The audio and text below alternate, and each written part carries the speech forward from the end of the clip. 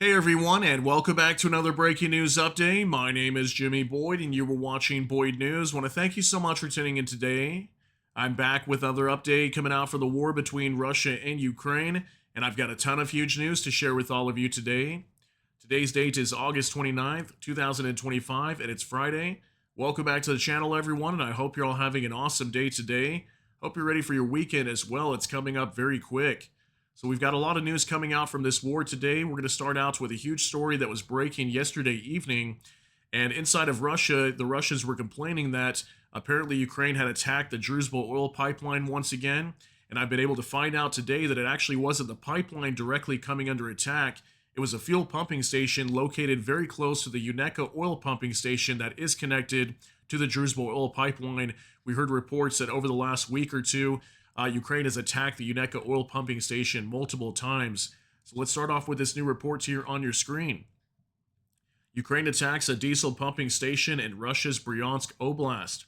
A fire has been recorded on the territory of the facility, the General Staff reported. The facility pumps diesel fuel through petroleum product pipelines, primarily supplying Russian forces.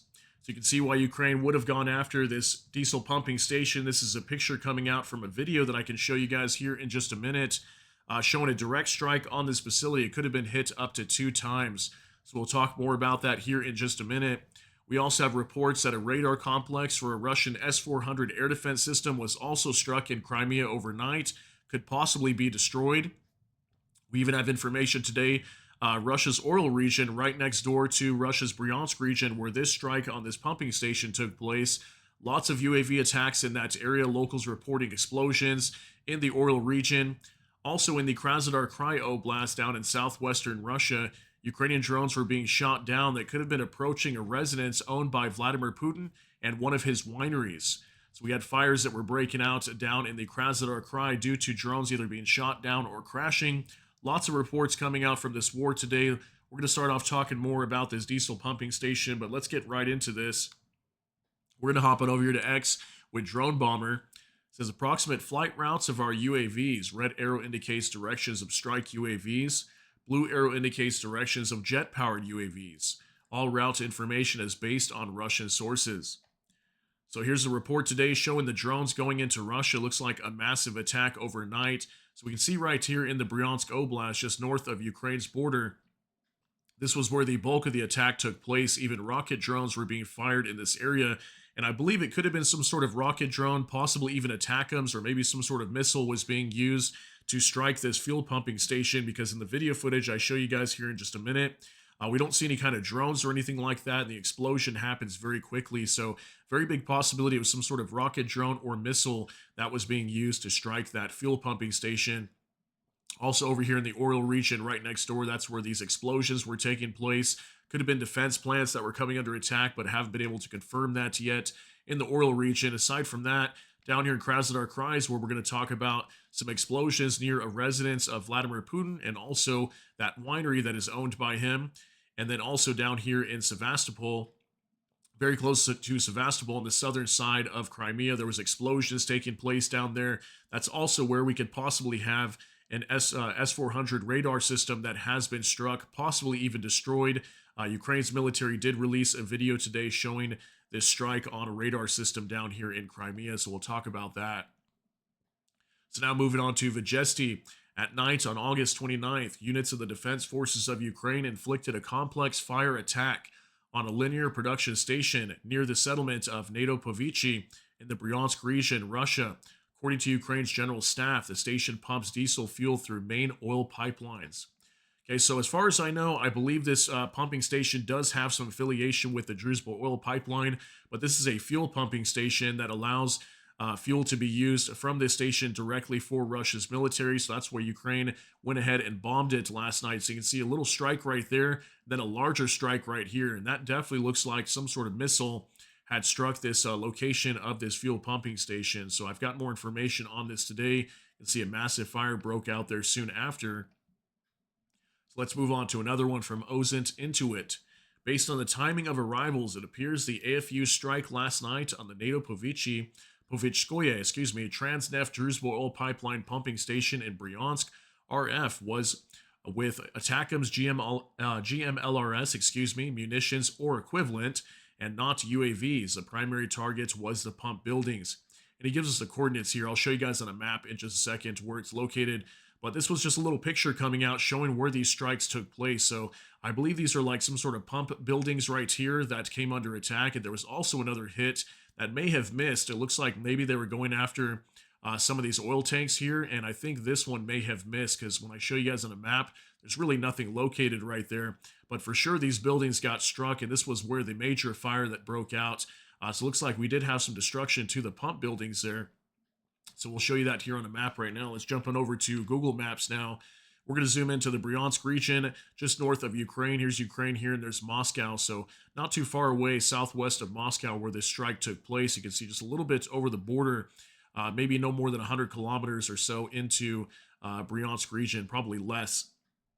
And we'll zoom in right here to the village of Nadopovichi. Okay, there's Nadopovichi right there. Just to the east of that is going to be this facility. Okay, and if we look at this map here, we can see this strike, the original strike right here, the second one, I guess I should say, the larger strike took place right here on these pumping buildings. So it looks like those were potentially destroyed, and then that other strike landed somewhere right over here, and there's really nothing there. So I'm not sure if we had any damage to some of these fuel tanks here, but definitely there was a strike that took place right here, and aside from that, that's where we had these pumping buildings coming under attack. So this is kind of where it's located, right to the east of Nadopovichi. And actually, the Uneka oil pumping station is not too far away. It's actually just a little bit to the east over here near Vyoskoe, and just southeast of Uneka. I'm not sure why they call it Uneka. I think it's because it's the largest settlement nearby. But just to the east over here, maybe like 20 kilometers or less, this is the Uneka oil pumping station that Ukraine has attacked numerous times over the past couple weeks. I think for sure 2 times. And last we heard, this Uneka oil pumping station is shut down, and this is connected to the Druzhba oil pipeline. So you can see it just a little bit to the east of where this other fuel station is located at. Okay, so not sure yet if this fuel station is shut down, but you can see that's where it's located on the southwestern portion of the Bryansk Oblast. If I get more information on that, I'll let you guys know if it happens to be shut down. Now, from NOAA reports, overnight, a fire broke out at a known Russian air defense position near Cape Tarkankut in occupied Crimea. Monitoring group Crimean Wind reports NASA firms detected fire spots near Olenivka village. Earlier, Russian channels reported UAV threats in the area. Russia's Ministry of Defense claims 19 drones were downed over Crimea and the Black Sea overnight. So this is going to be on the southern side of Crimea where we had these fires breaking out, most likely due to Ukrainian drones maybe being shot down.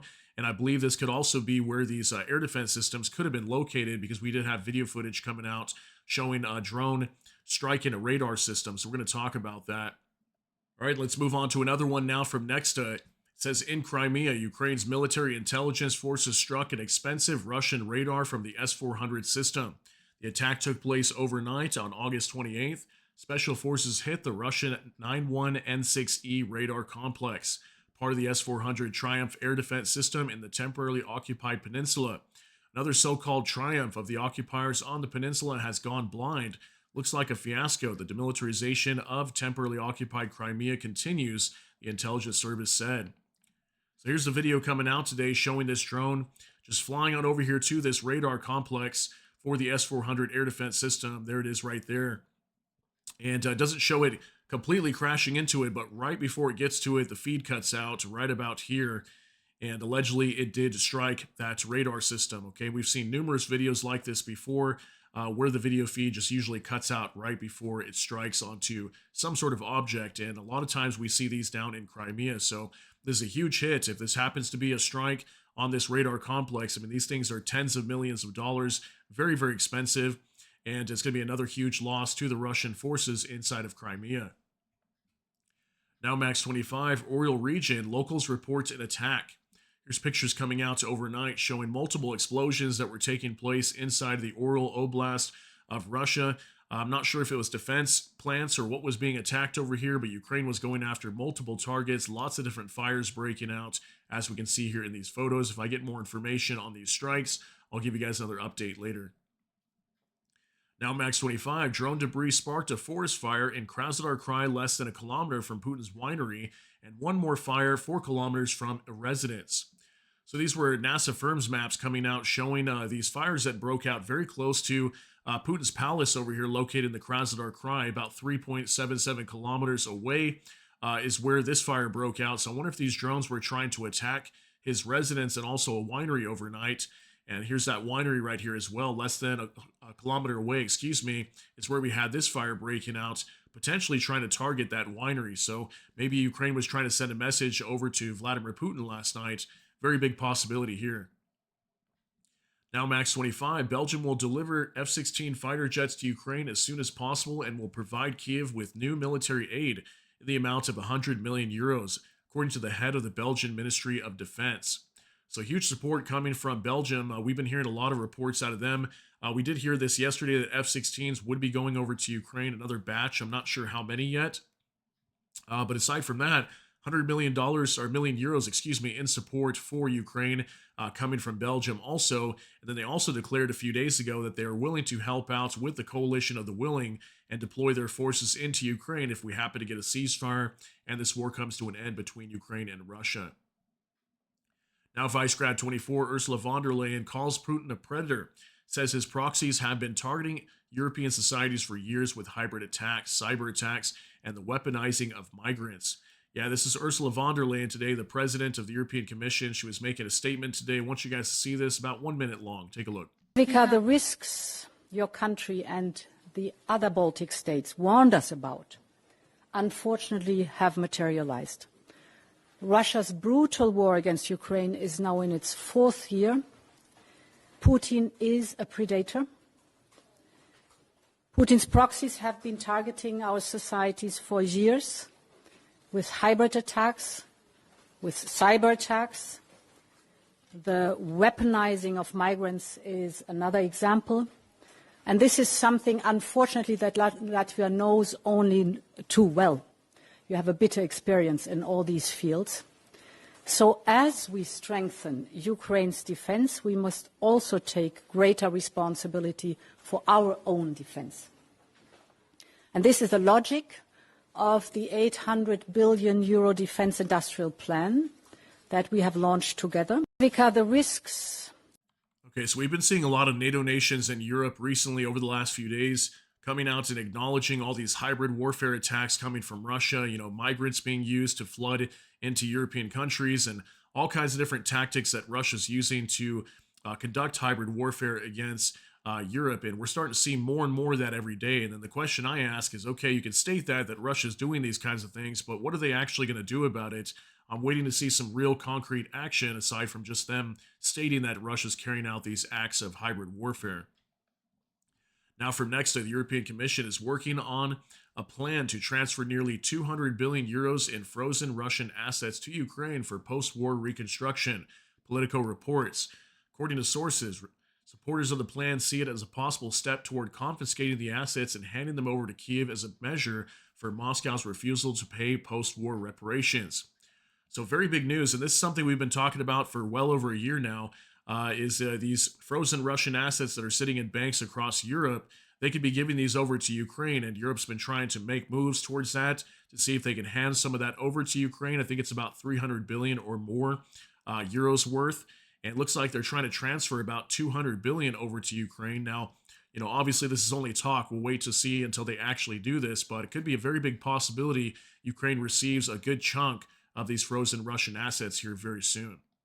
All right, now for more translated, it says the UN Security Council will hold an emergency meeting on Friday at Ukraine's request to discuss Russia's recent large-scale airstrikes on Kyiv and other cities. Ukraine's delegation will brief the international community on the damage and call for an immediate ceasefire and protection of civilians. So it states here the UN Security Council will be holding an emergency meeting on Friday. I'm assuming that is today. They'll be doing this. Ukraine's going to be briefing them on these recent strikes. As just yesterday, we had a massive attack on Kyiv, somewhere around 600 drones going into Ukraine and about 30 missiles.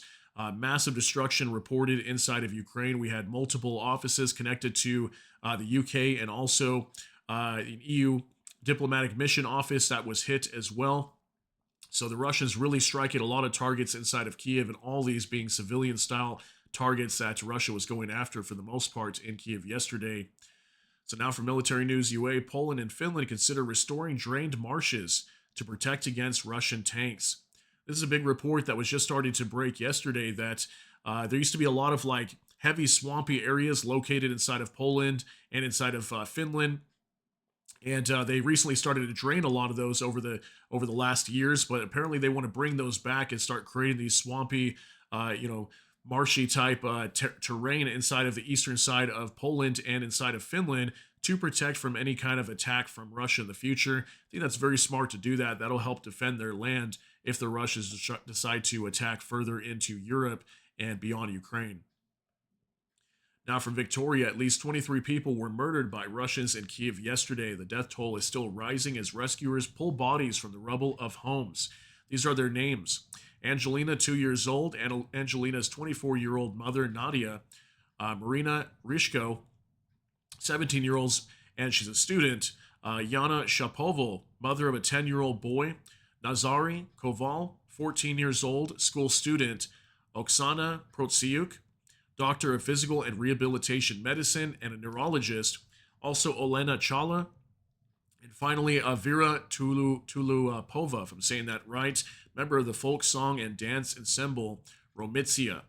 So these are some of the pictures of the mainly women here and young children. Here's like a boy here and a young girl that lost their lives in these strikes overnight from Russia and Kiev. Okay, we had reports yesterday, I think up to like 17 people at the time were reportedly killed and about 48 to 50 people injured. That number clearly has risen up to 23 as of today. That was confirmed by Volodymyr Zelensky, the president of Ukraine. Very sad to report, guys. These are some of the pictures of the people losing their lives yesterday in these attacks. So very sad news. Now, Max 25, Putin is trying to intimidate countries that support Ukraine, according to the Telegraph. Russian missiles that damaged the British Council building in Kiev have once again vividly demonstrated the true nature of Putin's despotic regime. British Prime Minister Keir Starmer accused the Kremlin autocrat of disrupting peace with his actions, and it is difficult to imagine that any impartial observer could disagree with this. Here's a report today from the Telegraph. The British Council is not a legitimate target for Putin's thuggery.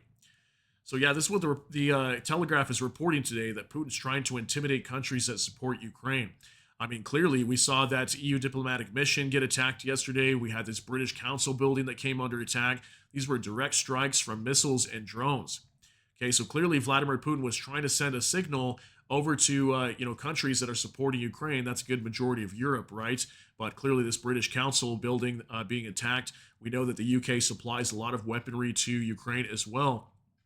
And Russia sending that signal, letting them know that they're not okay with Europe supporting Ukraine, and clearly sending that message with these strikes.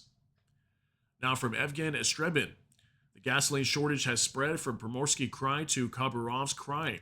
The video shows queues at a gas station in the city of Sovetskaya, Gavan. The gasoline crisis is gradually spreading across the entire Far East. So yeah, the Far East side of Russia is still seeing gasoline shortages. This is another new video coming out today. Take a look at this.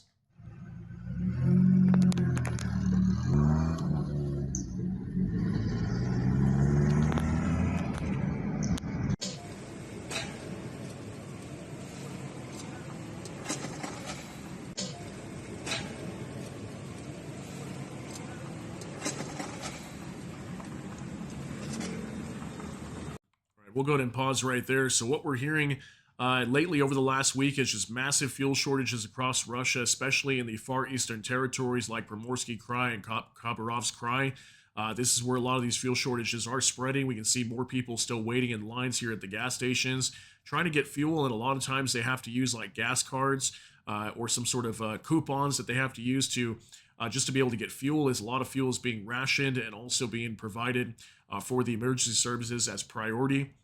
So pretty crazy, guys, still continuing to happen inside of Russia with this fuel shortage. Here's a picture now from Jay in Kiev.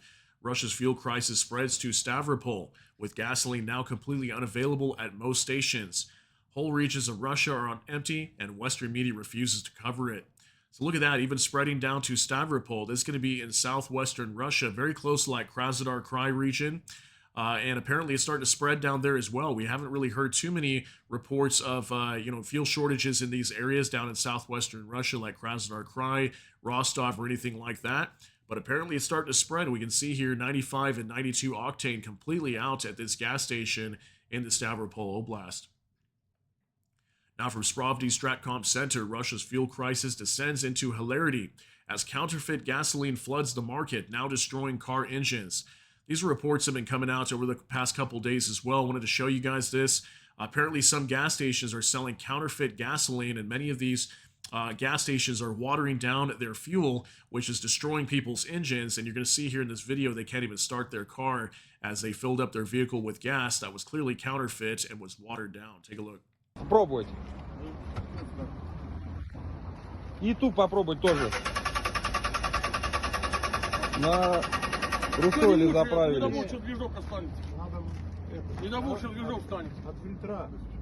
На Русойле 3 тачки заправились. И все. Не заводится ни одна. Попробовать. So we now have fuel companies inside of Russia doing whatever they can to stay in business and keep up the fuel supplies to gas stations while at the same time having to sell counterfeit gasoline, causing people's cars and engines to be destroyed inside of Russia. So that's another thing that's going on right now as well. Now for Mosin Defender, chances of a meeting between Ukrainian President Vladimir Zelensky and Russian President Vladimir Putin in 2025 have significantly dropped, within the last week of Polymarket's betting market down from its high of over 70% immediately following the meeting between Putin and the U.S. President Donald J. Trump to now only 25%. The chances of a meeting are expected to continue to drop after last night's ballistic missile attack against Kiev, with several European leaders stating there will be no meeting between Putin and Zelensky. So this is the Polymarket betting market, and you can see it's completely collapsed here. It went all the way up to like 70% at one point, now dropping down to about close to 20%. So 25% chance right now. People believe that Putin and Zelensky are going to be meeting. So highly unlikely. I reported to you guys yesterday that German Chancellor Friedrich Merz was stating there will be no meeting between Putin and Zelensky. So it doesn't look like it's going to be happening anytime in the future. Could that change down the road? Yes, it possibly could. But as of right now, there is no meeting scheduled between Putin and Zelensky for over a week now. Now from Nexta, Turkish Foreign Minister Hakan Fidan said that Russia has softened its territorial demands on Ukraine and talks about a possible peace deal. According to him, Moscow initially insisted on full control over Donetsk, Luhansk, Kherson, and Zaporizhzhia regions. Now, under a preliminary arrangement, the Kremlin is reportedly willing to settle along the current front line, except for part of Donetsk region. Fidan specified that this means Russia seeks the remaining 25 to 30% of Donetsk region still held by Ukraine while retaining its positions in Zaporizhzhia and Kherson. Okay, so Hakan Fidan, I believe this is the foreign minister out of Turkey. And if many of you know, we've had multiple sessions of delegations between Ukraine and Russia meeting in Istanbul inside of Turkey to discuss an end to this war, and basically those negotiations have gone nowhere. This is what he's reporting today. Hakan Fidan is stating that apparently Russia has softened its territorial demands, and apparently they are open to freezing the front line in Kherson and Zaporizhzhia in exchange for Ukraine basically giving up the rest of the Donetsk region, because it says here they want to seek the remaining of 25% to 30% of Donetsk region. So it still seems to me like Russia's still basically giving Ukraine the same demands. They still want control of the Donbass. Maybe they don't care too much to control the rest of Luhansk, even though they have a good majority of it as far as we knew, at least 95% or more. So we'll have to see what Russia actually says, because this is just the foreign minister out of Turkey stating this. So we'll see if Russia comes out and states anything on that later. Now for Max 25, a peaceful settlement should include demilitarization, denazification, as well as neutral, non-aligned, and non-nuclear status for Ukraine, according to the Russian Foreign Ministry. In addition, the Russian side demands recognition of territorial realities and ensuring the rights of the Russian-speaking population. So we've got Maria Zakharova today, the spokeswoman for the Ministry of Foreign Affairs out of Russia. These were some of the statements she was making today. We've heard numerous of these things already in the past, talking about demilitarization of Ukraine. That's something they're still demanding. They don't want Ukraine to have an army at all.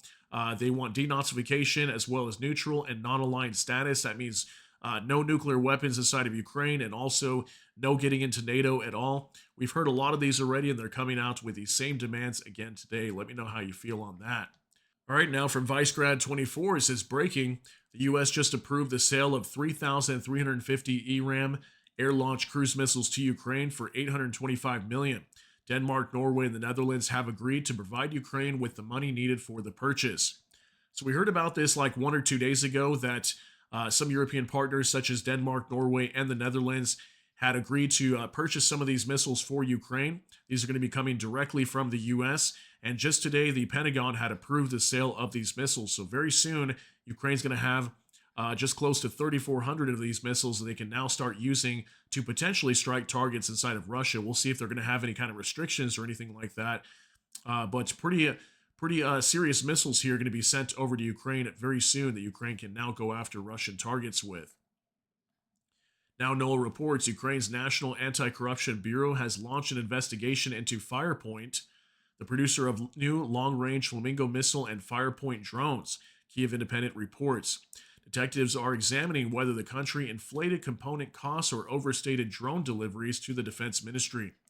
So this is a huge news, guys. Right here is exclusive reports on Kyiv Independent, maker of Ukraine's new Flamingo cruise missile facing corruption probe.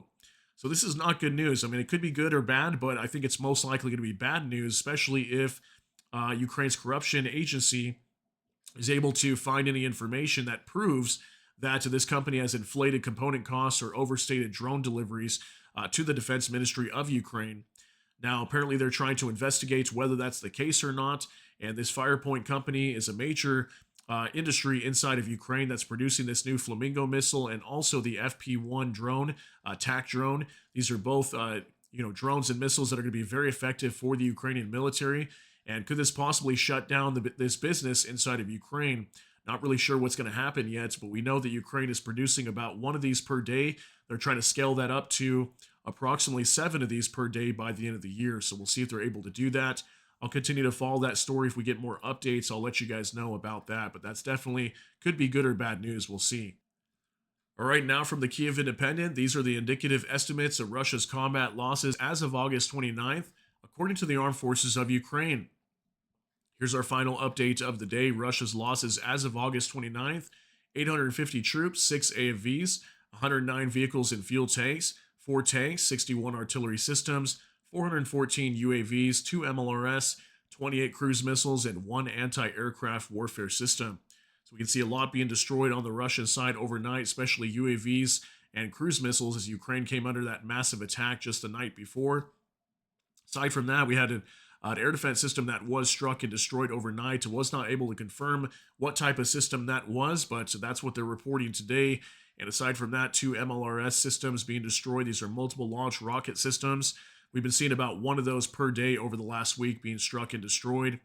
And artillery system 61 up a lot higher today. You usually see about 20 or 30 there. Tanks and AFVs up a bit as well. We've been usually seeing collapsing numbers here. Very little tanks and AFVs, but about 10 in total for these two categories. Vehicles and fuel tanks and troop numbers about average what we typically see there as well. So guys, I want to thank you very much for being here for today's update on August 29th, 2025 on Friday. Hope you enjoy the rest of your day out there today and get ready for your weekend. Thanks so much for tuning in. Let me know what you think about all these details down below in the comment section. That's going to be it for today's update. If you got something out of this, please smash that like button.